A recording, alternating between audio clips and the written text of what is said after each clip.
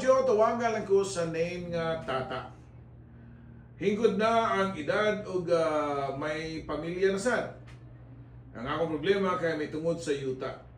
May kabilin man gud ang among apuhan nga yuta ug gipuy-an ni sa tanang mga anak. Ang nakaapan lang kay halos tanang apo niya o mga igagaw na ako na nagpuyo. Unya halos giangkon na nila ang luna. Karon nga eskwela na ang akong mga anak. Gusto ko nga mangayo po og bahin para sa akong papa nga side. Para among katukuran og gamay nga balay para di mi magabang na lang og boarding house. Pero di ang nangayo mi og lugar katukuran kay wa naman kuno kay first come first serve daw. Ana din na. Karon kay bungol-bungulan pa ko nila. Unya panabi pa nga nganong karon pa daw mi nagpakita. Wa ba dayon mi katungod Papa Joe? Palihog tambagi ko.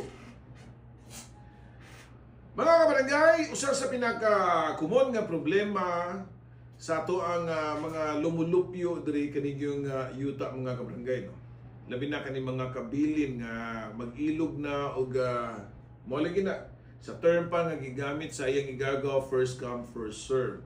Sa Macau na lang nga murag ingon ba nga matira ang matibay. Well, daghan jud ang makarelate ani mga kabarangay, labi na nga ang ubang taon mamintaha sad nga makabahin tungod sa kamahal sa mga luna nga available karon, o di ba? Pero di na to nga malikayan nga duna sa jute mga kadugo nga usahay kani mo na gani siya sinugdanan pagani nga maguba ang relasyon sa mga magkadugo or bubano pa ang dugo, di ba Papa Alfonso? Kanang yuta, di ba? Magpinatyanay ng uban na tungod lang sa yuta. How much more pag nang gamay kaysa ng galing luna na lang. Ang problema gud na no, una gina siya sa mga ginikanan. Nganong wa bahina og tarong dihang mga puhi pa. Unya labi na kana dili na yuta gyud sa mga ginikanan kay sapuhan man na ninyo.